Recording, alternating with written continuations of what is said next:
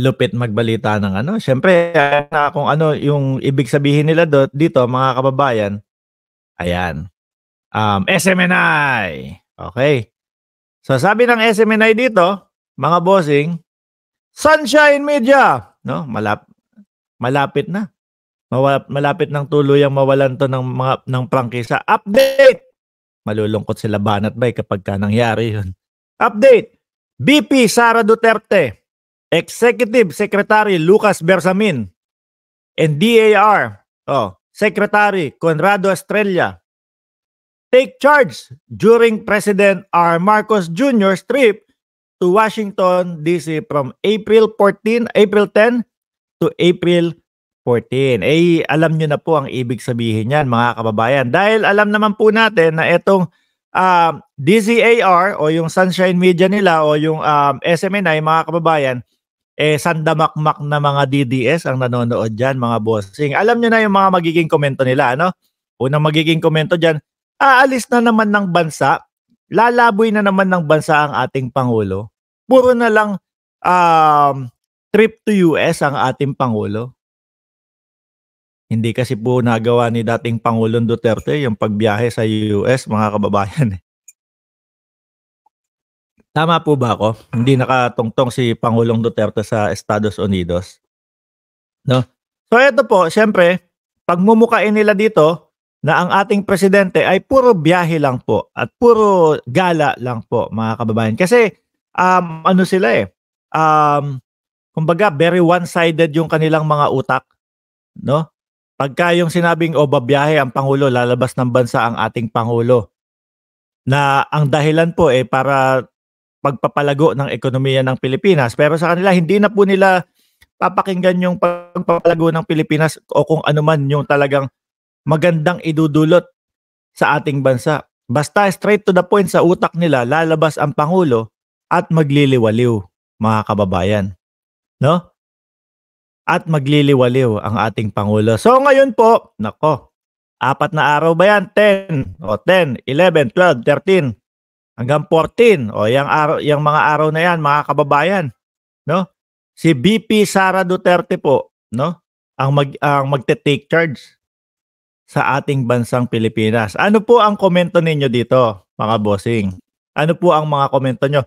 Sa akin, yun naman talaga ang trabaho, no? Ng ating vice-presidente. Na pag wala po ang ating presidente, siya yung magiging OIC ng bansang Pilipinas. Ang tanong, mga kababayan, hindi kaya baka naman magkaroon na naman ng 7 days rally, no? Tapos habang ang ating Pangulo, mga bossing, nandoon po, tumatrabaho para sa ikagaganda ng ating ekonomiya, mga kababayan, baka magkaroon na naman ng 7 days rally sa mga araw na yan. At tapos, yung OIC, mga bossing, nandun, makiki 7 days rally. Nandun, susuporta kay Kibuloy. Ano po?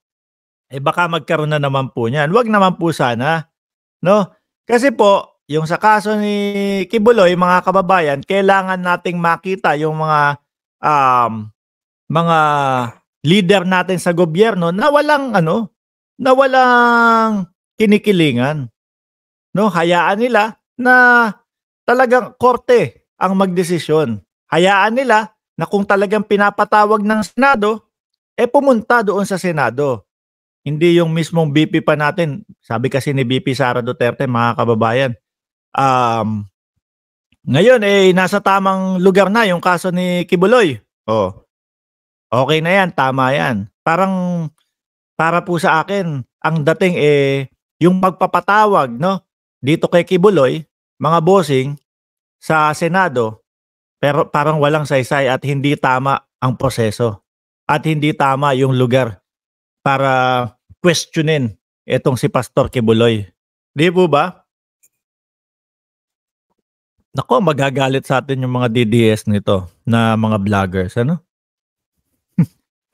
Sana naman, yung 4 na araw, kumbaga, trabaho lang. Focus lang sa trabaho. Wag na yung 7 days rally. O, nandito ang ating Vice Presidente. Siya ang OIC ng ating bansa ngayon. Ayun. Tapos makakarinig ka, no comment po, no? Eh, tama po yung sinabi ni Congressman Paulo Duterte na hindi ko trabaho yan. Ayan, mamaya pag-uusapan natin yung tungkol sa no comment ni BP Sara. Kayo po, mga kababayan,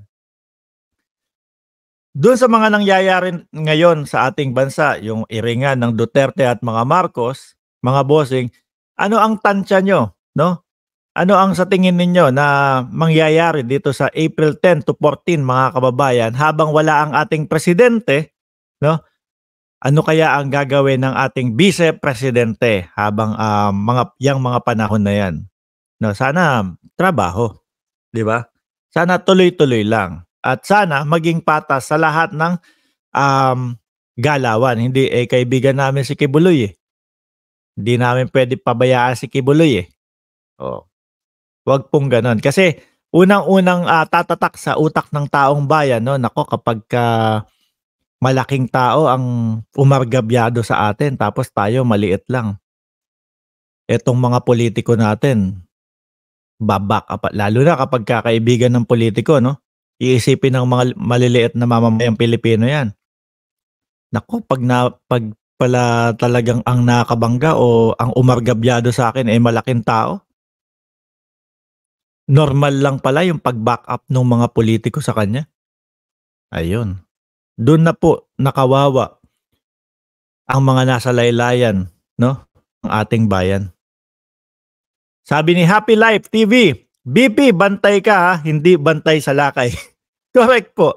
Parang ganyan kasi yung nangyari, mga kababayan eh, no? Pagkaalis po nung ating Pangulo tapos 7 days rally, biglang sumalakay doon sa sa 7 days rally, mga kababayan. Sabi ni Ron Cadorna, kakasuhan na ata ng PIDEA si Maharlika, napanood ko sa isang news, dapat lang. Dapat ma-push yan. Tinanggihan sila mag-prayer rally kuno sa Bulacan and somewhere in Visayas. So kaya po pala balik na lang ng Davao. Sa Davao lang po ba na-appreciate yung yung prayer rally nila, mga kababayan? Tuloy tayo, no? Pang-ilang topic natin to. Sa next topic natin, mga kababayan, si BP Sara Duterte, mga boss, ito pang-apat to eh. Nung nakaraang araw, talagang pilit tinatanong ng mamamayang Pilipino, BP, ano po ba ang stand mo? Saglit nga, ang init na. Pinatay ko kasi yung aircon eh. I-on muna natin. Hindi naman pinatay, kumbaga binabaan ko yung temperature.